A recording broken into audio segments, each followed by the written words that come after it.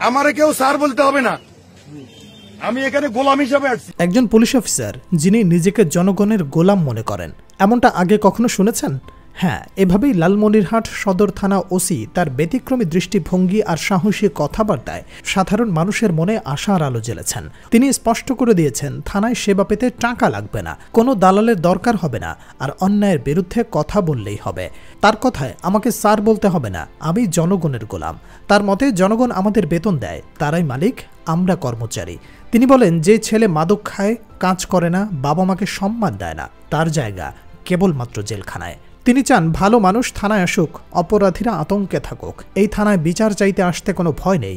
অপরাধ দমনে কঠোর অবস্থান, মাদক ও বাল্য বিবাহের বিরুদ্ধে সরাসরি অ্যাকশন এবং নারী নির্যাতনের বিরুদ্ধে জিরো টলারেন্স। সব মিলিয়ে তিনি হয়ে উঠেছেন সাহসী ও ন্যায়পরায়ণ পুলিশ অফিসারের প্রতিচ্ছবি।